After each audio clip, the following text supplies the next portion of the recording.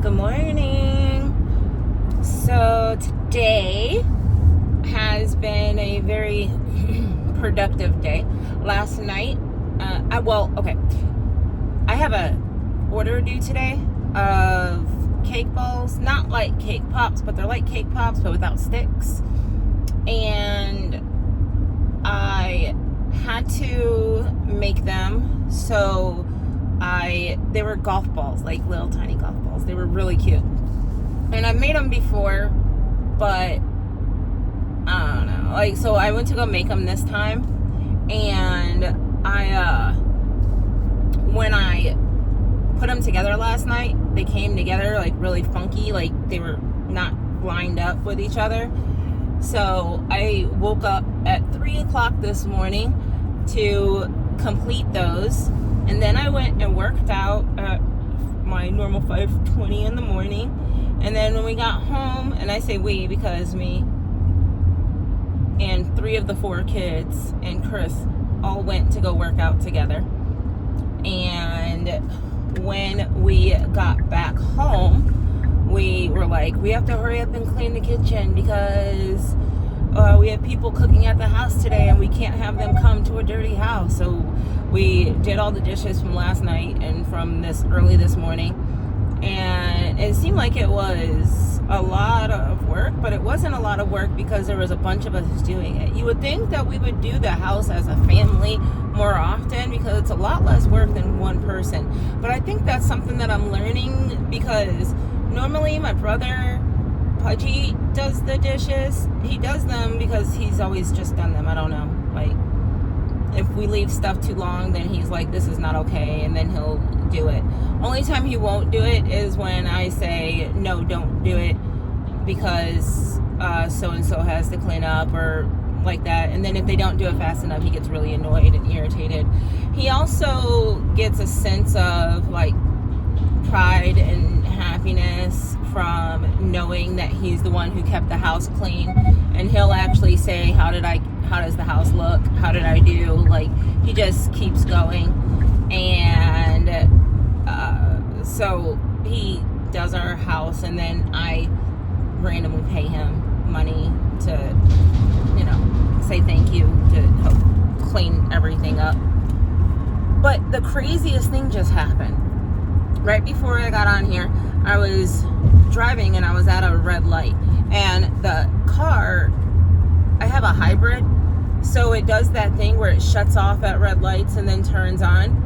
Well, it started to shut off, and then it started to not shut off, and then it started to shut off, and then it started to not shut off, and then the whole engine just shut off, and then it said you need to go into park or neutral and restart the car. And I'm like, is that the beginning of a new problem that I'm going to have with this vehicle? Because I actually really like this car, and I don't want to get another one. And if I do get another one, it'll be my third one in like 2 months, and I don't want to do that because the last one I got was absolute garbage, and it smelled like 3 smokers smoked in there until they all died. It was horrible. But I just, and that in the actual vehicle was a POS. It was really bad. But this one, I really like it a lot. We have a Kia Sorento. I don't know what year it is. Maybe 22. I don't know. I don't really pay attention to a lot of details when it comes to cars, which I probably should. I mean, I don't want to say I don't care. I just don't know to care. Or maybe I know to care enough to where if I don't know, then plausible deniability, I guess. I don't know. Anyways, so right now, I'm going to go drop off the golf balls. I had to make sure they were still okay back there. And I'm doing that kind of far away. It's like 40 minutes away from my house. But that's... Actually, we were supposed to meet halfway, and I thought that the city I was going to was halfway, but then I'm realizing if I would have gone the whole way, it only would have added like 10 minutes to my time. So am I really going halfway? No. So I don't know, but I am meeting her at Costco. I wish I had a Costco card because that would be really cool. I have a Sam's card though. I really like it. I got some really good food yesterday. We got these croissant. They're everything croissant. So like what's on an everything bagel was on an everything croissant. And then it is stuffed with ham and cheese. Oh, it was amazing. Absolutely amazing. And I think I'm going to eat another one today when I get home. And then last night we had like honey chicken, also from Sam's. And I was going to make it, but then I told Chris that he should make it because I had stuff to do, like baking stuff to do. And I'm realizing that this December is extremely inconvenient for me because I'm supposed to be moving into our new shop, which we have not done.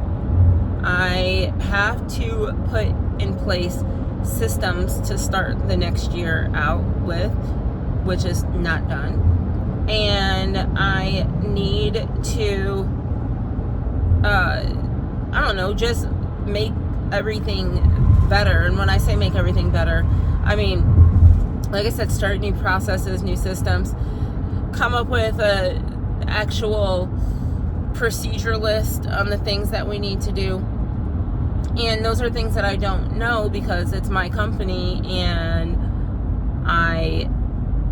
when I started the company, you know, and you go get a job and you're working there and there's like this whole rules and procedures and things you can do and can't do and what you're supposed to do when you arrive in the morning and all of that stuff. Did you know that somebody has to do that stuff? Yeah, so somebody has to say, this is the procedure for this. This is the system for this. You can do this. You can't do that. Like, somebody has to think of these things. And I don't know why I didn't even think about that. Those are things that I'm going to have to do, or that I've been needing to do. I kind of did it at my old place, but I would like to be a little bit more organized at this one. And I really am working on it, but changing is really hard, especially when you're changing to be somebody that is kind of the opposite of your nature. I am not an organized person, and I'm organized like in my head, but even there, not really. And people who work with me are like, you need to be more organized, or you should do this and you should do that. And I'm like, you should worry about you. Which is funny because, you know, I'm their boss kind of, and they are worried about them because I'm making them worry about them because I'm unorganized. I understand the logic. I understand the issue. I don't understand the solution. No, I do understand the solution. I just don't know why I can't implement it. It's like I have a mental problem and I just don't understand. I don't know. My body is kind of starting to hurt from the workout this morning. It was very, very repetitive, and we did a lot of what are those things called, like when you shoulder presses? We did a lot of those, so I can feel it in my upper back and in my shoulder blades. And I know tomorrow I'm going to be hurting. Luckily, we did that on a Friday, so I don't have to be back until Monday. But still, it does not feel good. But it feels great. Working out is weird because it hurts, but it hurts so good, like really good. It's kind of nice. So I've been wanting to tell somebody, but I decided that this is gonna be my little diary journal thing because nobody really watches it, and because nobody really watches it, I can kind of say whatever I want. I mean, people will eventually watch it, I hope, I think, maybe, but I don't have to worry about offending somebody or anything like that, because nobody I know watches it. Like, they don't even care to. And the other part of the people, I didn't even tell them I was doing it.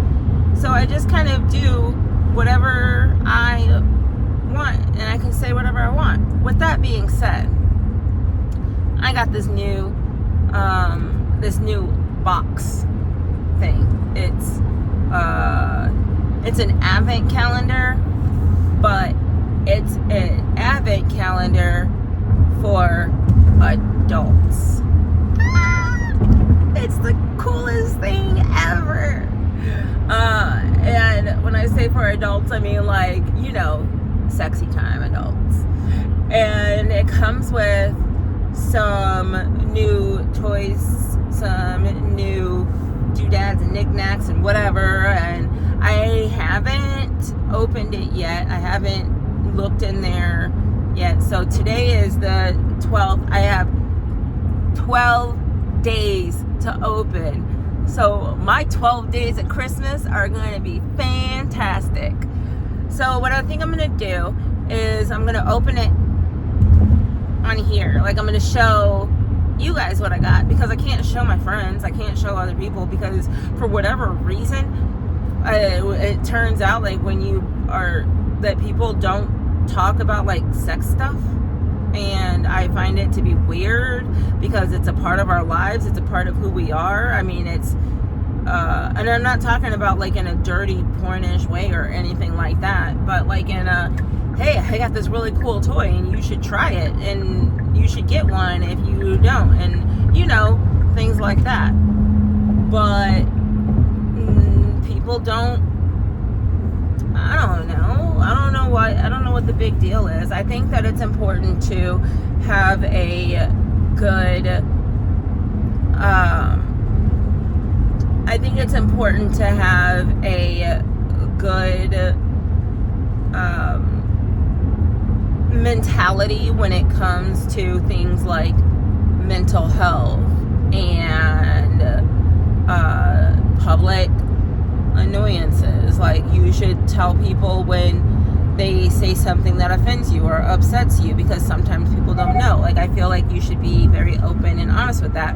And I also feel that you should be able to have a grown-up, educational conversation about sex with your girlfriends. I mean, inappropriate situations, of course, but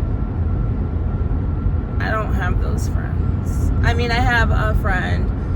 She lives in Michigan. She's my best friend. And we talk about stuff like that, but it's different. Like, I want a friend here that can be like, look what I got in the mail today, and then show it to them, and we're like, and then the next day be like, oh, this is what I got today. I don't know why that's, I mean, it's not just about that. I mean, it's like, before I was having some issues in my sex life, and I felt like I had nobody to talk to, or nobody to talk to who actually understood, even though there's a lot of women who were going through what I was going through, but nobody ever says anything. So that's why I think it's important, because sometimes people need to know that it's not you, or it is you, or there's something that could be done, or something that can't be done. You know what I mean? Like, just healthy conversations.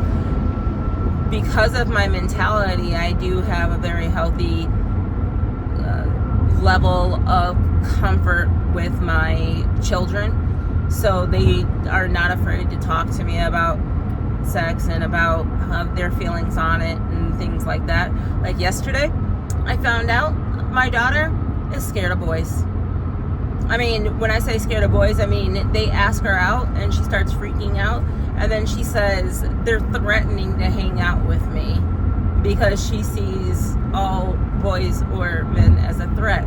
Not because she thinks that they're going to do something to them, but because she's so shy and so nervous that she doesn't know how to act around them, and she doesn't want to come off as stupid or whatever.